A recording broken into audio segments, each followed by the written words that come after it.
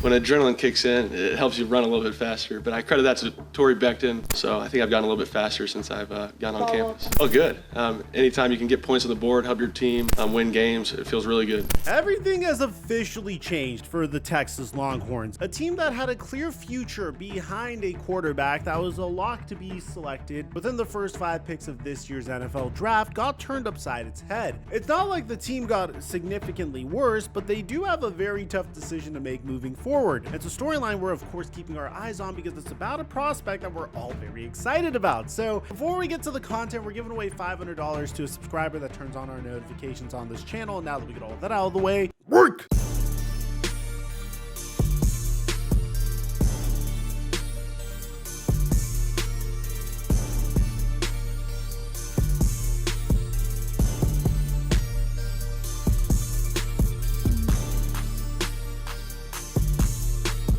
If you took my Monday Night Football picks, congratulations on 5xing your money. This man used the Caleb Williams free square to turn $20 into $135, but this maniac was able to turn $30 to $1,020. And the good news is PrizePicks is running 2 more weeks of the Caleb Williams free square, and I have some ideas to make us some free money. If you haven't signed up for PrizePicks and you're really good at guessing how well players will perform in games, I highly recommend it. And right now they're hooking up my subscribers fat. When you use my promo code Mikerophone, get a free $50 when you play an entry of $5 or more. I'll leave a link to it in the description down below, and I give away all of my picks for free on my Instagram. I'll have additional picks in my Instagram story at The Flight Mike, and thank you PrizePicks for the sponsor. Mike check 1 2 1 2. What's going on, everybody? Through the first 3 weeks of the 2024 college football season, there has not been a team in the country that has looked more impressive than the Texas Longhorns. At 3-0, the team that was just 1 win away from reaching last year's national championship game is currently sitting at number 1 in the polls after outscoring their 3 opponents a combined 139-19. And sure, 2 of their wins may be against nobodies, but the third was actually a 31-12 week 2 victory against the reigning national champion Michigan Wolverines in the Big House. In a game that was predicted to be much closer than it turned out to be, a lot of the reason for the dominant Texas win was due to Quinn Ewers' performance. The starting quarterback, who had just gone from Heisman hopeful to Heisman favorite, completed 24 of 36 passes for 246 yards and 3 touchdowns en route to handing the Wolverines their first home loss in 23 games. And even if Michigan is struggling a bit this season, going into Ann Arbor and doing that in front of their fans is no easy task for any team. And considering all of this, it seems like the Longhorns have been playing this season on easy mode so far. But with everything going so right for them, that's where last week against University of Texas San Antonio comes in. The Longhorns faced their first sign of adversity this season while leading 14-0 in the second quarter after 2 touchdown passes by Ewers. After handing the ball off to sophomore running back Quintravion Wisner, the third-year quarterback was then seen limping away from the play after not taking any contact. He would go on to drop down and lay on his back, where he began receiving help from team trainers. But the situation got even worse from there, because after spending almost 20 minutes in the medical tent, Ewers was then taken back into the locker room before finally emerging and returning to the sideline, where he spent the rest of the game. I know what you're thinking. For any team with championship aspirations, if their starting quarterback goes down and misses some time, then it surely would derail the rest of their season and kill their hopes of making the college football playoffs. I mean, even if you go undefeated at this point, if you happen to have a backup QB in, then you might not even make the college football playoffs. But that's where I have to say you're wrong. Because if you didn't know it, Texas is not just any other ordinary team this year. I mean, not only are they ridiculously flooded with talent on both sides of the ball, they also have this guy, Arch Manning. And if you haven't heard, seen, or read just what he's capable of, then, well, here's a little clip from last week's game for you to check out. Yeah, it's not really too hard to see that he was blessed with a pair of burners that his 2 uncles weren't. What makes this even more frightening for the opposing defenses in the future is that he is actually better as a passer than he is as a runner. It's not hard to see why he was once being compared to Stanford legend Andrew Luck. But before I continue on with how he came in and put on an absolute clinic after replacing Ewers, it should be mentioned that Manning was actually already seen as a lot of people's first choice to land the starting job before the season even started, which to say that his performance this this last weekend has only served to escalate a situation that has already been in play for quite some time. And although a lot of the controversy may end up depending on the health of Quinn Ewers, it seems that there are already questions being asked about how head coach Steve Sarkisian is going to handle the dilemma moving forward. Because as things stand now, if the reports about Quinn Ewers are true, then it seems likely that he could potentially miss more than just this week's game. And that changes everything for not only Quinn Ewers, but obviously Arch Manning and Texas. And if this is true, all eyes will be on Manning, the 19-year-old kid who spurned both Nick Saban and Kirby Smart when he chose to begin his collegiate career as a backup. And not that I'm glad that Ewers got hurt, by the way. We've been following Quinn Ewers on this channel for a very long time, and I've never done this before, but I actually thought that because of his arm, he might be the next coming of Patrick Mahomes. We might have another one of those as well this year. And yeah, I guess we had one last year too. Look, Ewers is not only a gunslinging junior in his own right that is a first-round NFL talent, in addition to just being very fun to watch play, but the exciting part about this is we may finally get our chance to see all of this hype surrounding Arch Manning and to determine whether it's as true as it's cracked up to be. Because though last week's 5-touchdown showing was so good that it placed him alongside his teammate in the Heisman race, it won't be until after this coming week's game against ULM that we will really get to see what he's made of, assuming he doesn't crap the bed, and assuming that Ewers is still going to be out. It's only then that we will get to see him lead the Longhorns into the beginning of their new life in the SEC. And though their first conference game is against Mississippi State, a team that is definitely struggling right now, this game should not be overlooked. For a guy that's making his first big-time start in the most challenging conference in football, it could very well make for a serious test. But it gets even better from there. If he were to ball out in these next 2 weeks and Sarkisian were to keep him as the starter moving into October, then not only will we get to see Manning go against currently ranked 15th ranked Oklahoma in his first ever appearance in the notorious Red River rivalry, but we would also get to see him the following week in a home matchup with Georgia in what could turn out to be the game of the year, featuring the 2 top ranked teams in the country. Like I said, it's not that I hope Quinn Ewers stays hurt. It's just part of me wants to see what happens when Manning plays against top tier college football teams. For a guy that has been said to be the best quarterback in a literal family tree of great quarterbacks, I just know we have to see him go up against great competition in order to know for sure. What's also worth considering is that maybe in a strange way, this unfortunate injury to Ewers could actually turn out to not only be the best thing for Manning, but also potentially for the Texas program. I only say this because maybe everybody doesn't remember what happened to Ewers last year when Texas faced off against Oklahoma. In one of the wildest games ever, he didn't exactly take care of the football as he should have. Not only did he throw 2 first quarter interceptions, but he also got sacked